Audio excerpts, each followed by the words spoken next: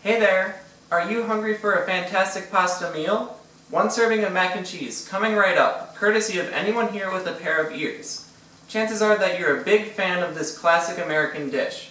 Not only is it full to the brim with creamy, cheesy flavor, but it's also as versatile as pizza.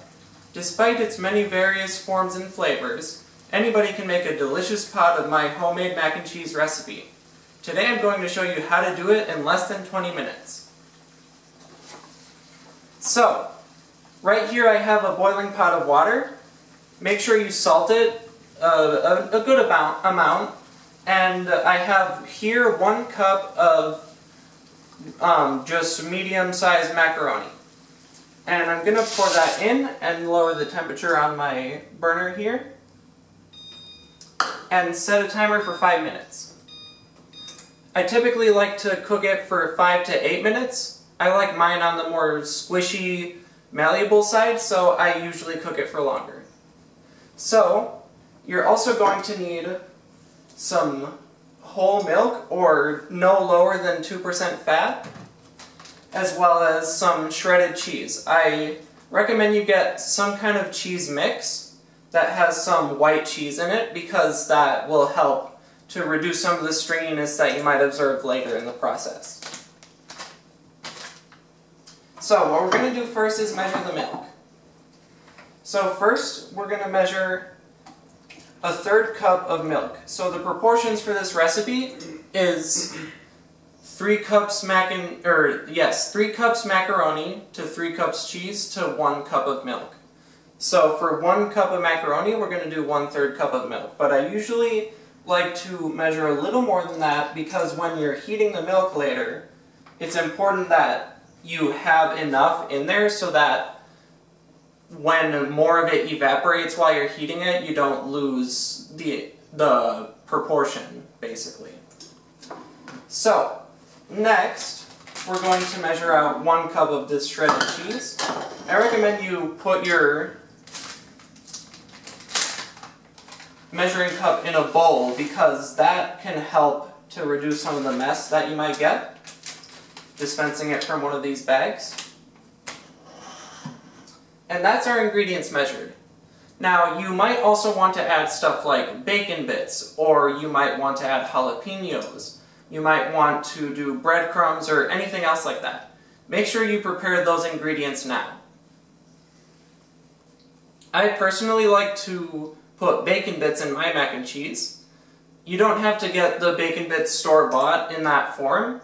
Usually I cook some bacon in the microwave and then tear it to pieces manually with my hands.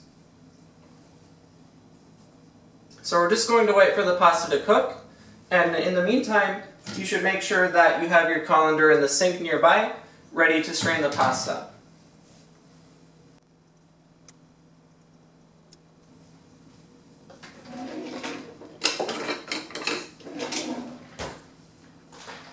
Also make sure to occasionally stir the pasta as it cooks. I prefer to use a wooden spoon for that.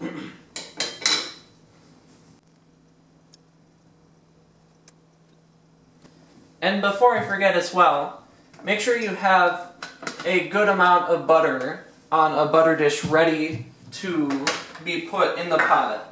You should also have a butter knife so that you can cut out 2 tablespoons of butter. That's usually what I use to make sure the mixture is good for the sauce.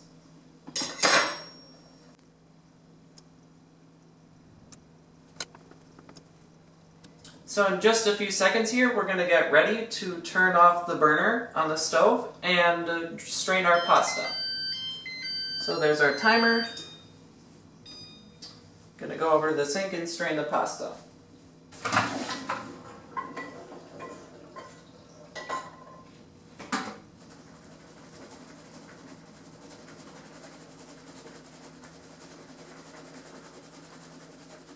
And if you happen to lose any macaroni noodles during the straining portion of this tutorial, don't worry, because the pasta is the least sensitive to the proportions for this mixture. So next, what you're going to do is grab your butter, cut 2 tablespoons, and put it in the pot. gonna put this butter dish away real quickly so that it's not in my space.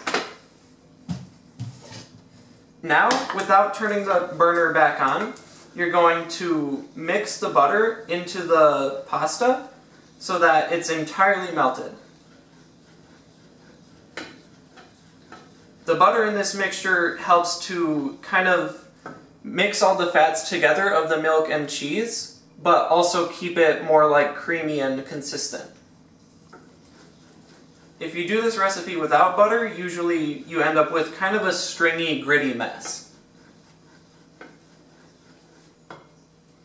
I haven't tried vegetable oil-based fats or whatever before, like Country Crock, for example, but you can try that and see how well it works. So I just added the milk here, and I'm stirring it now. After stirring it for a good bit, we'll turn on the temperature of the burner to high and make sure to heat up the milk really nicely. This is a really crucial part of the mixing process because the idea is to make sure that the milk is almost boiling before you turn the heat down and add the cheese. But it's also important not to boil off too much of it. That's why I added extra milk at the beginning step.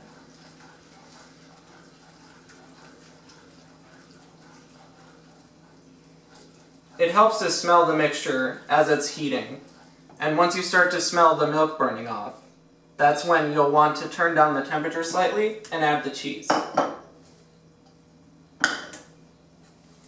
Now continue mixing until all of the ingredients coagulate together.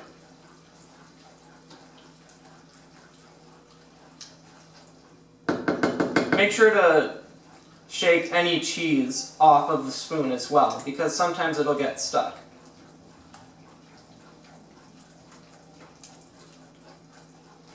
This is the most relaxed part of the tutorial, where you get to choose how firm or how like sticky your mixture is.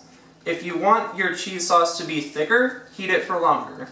Otherwise, heat it for a shorter amount of time, but still make sure that all the strands of cheese are melted. So now I've turned the heat off, and this is just about ready to serve. I recommend you cool it off for a few minutes before serving, but otherwise, your mac and cheese is done. Voila!